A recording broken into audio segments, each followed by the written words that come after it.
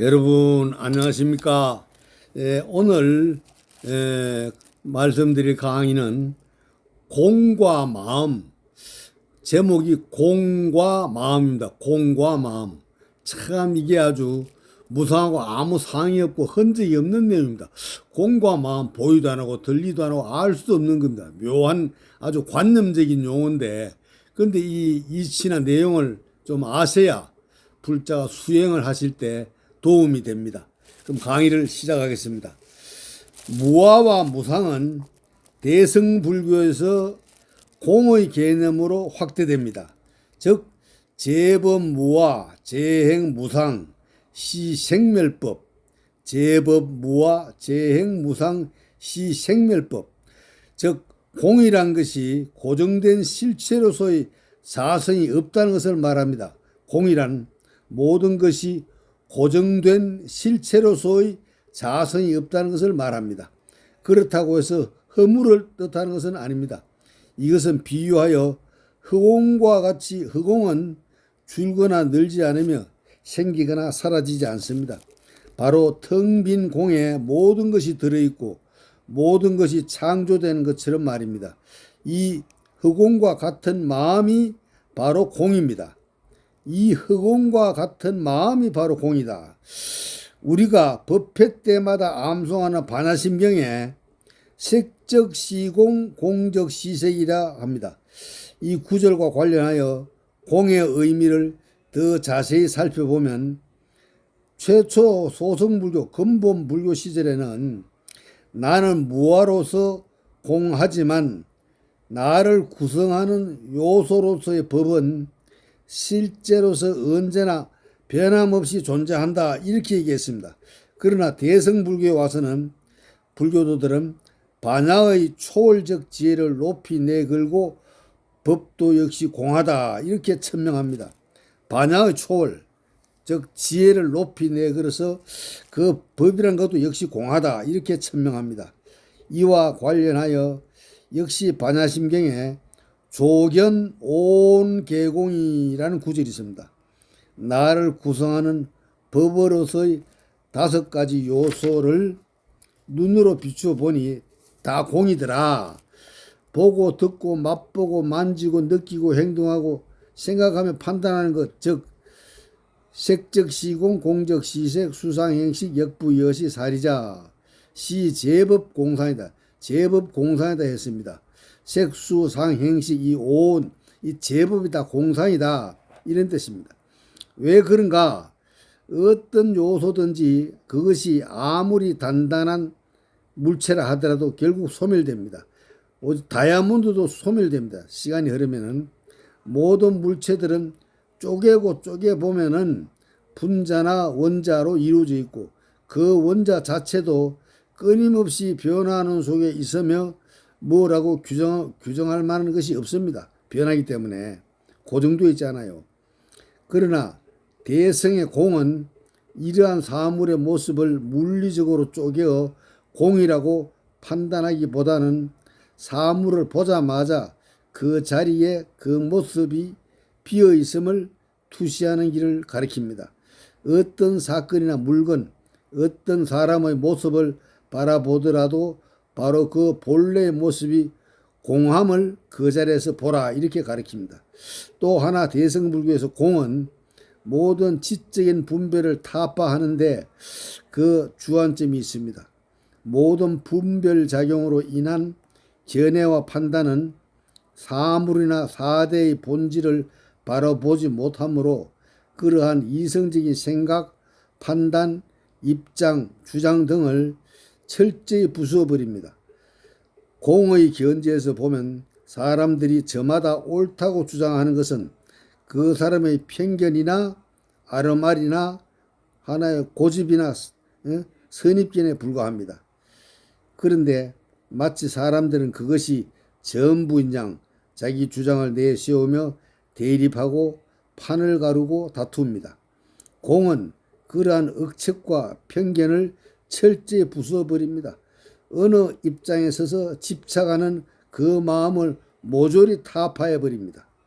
그래서 색, 즉 물질이란 것도 실체가 없으니 공이라 부정하고 모든 판단과 분별 작용도 공이라고 부정합니다. 나아가 공마저도 부정하여 그 공에 집착하는 것도 철저히 부정합니다. 공에 집착하거나 머무는 것을 허무주의적 견해라고 비판합니다. 그러면 아무것도 긍정하지 않는가? 그것이 아니고 공마저 공으로 비워 다시 색을 긍정하게 하는 것입니다. 모든 견해를 베어버리는 절대 부정을 거쳐 절대 긍정에 도달합니다. 이것이 그 유명한 금강경의 적비심의 원리입니다. 적비심명, 부정하다가 최후에 긍정을 하게 됩니다. 적비심의 원리입니다. 이렇게 해서 다시 색은 공으로 살아납니다. 그것은 공으로서의 부정을 통해서 살아난 묘유로서의 색입니다. 이러한 묘유로서의 색은 도처에 있습니다. 머무는 곳마다 진리가 살아 있습니다. 다시 말하면 존재하는 모든 것, 즉 색은 공합니다. 그러나 그것은 아무것도 없고 쓸모없는 무가 아니라 형태를 갖춘 색으로서 존재합니다. 공은 색으로 살아있는 것입니다. 우리가 일상생활 하는 데서 그 색의 움직임 속은 공은 살아있는 것입니다.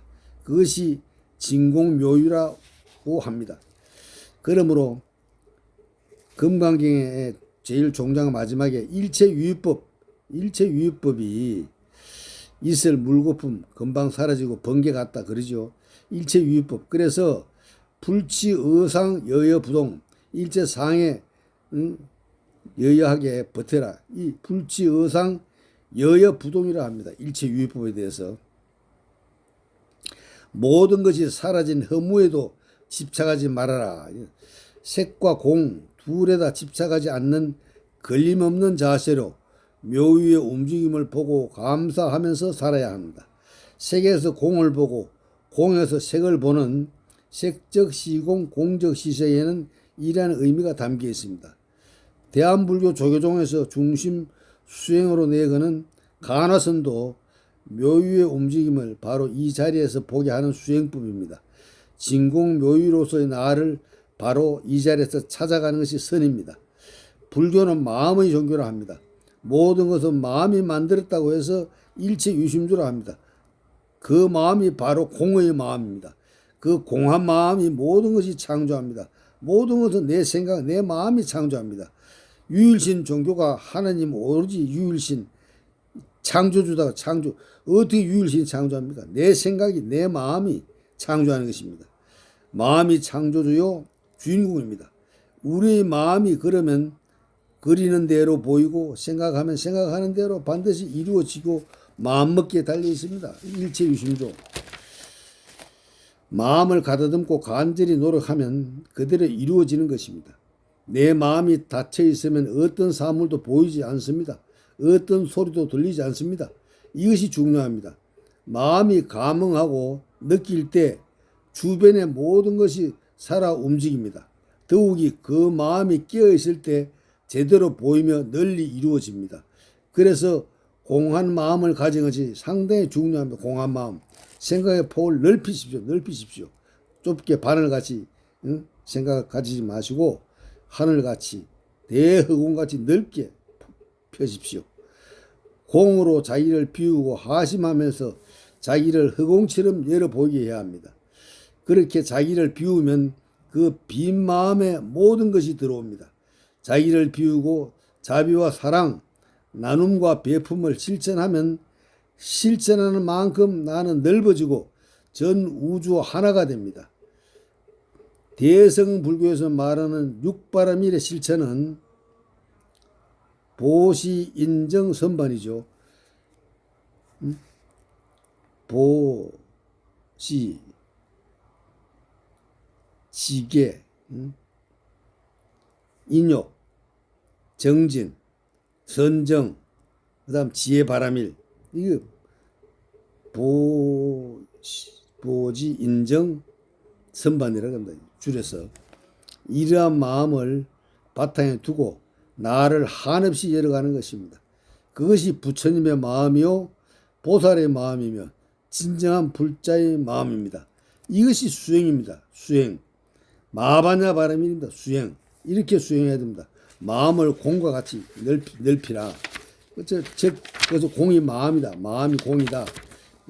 색적 시공, 공적 시색, 수상행식, 역부여시, 사리자, 시제법 공상, 시제법 공상, 시제법 공상, 제법무와 재행무상, 재행무상은 시생멸법입니다.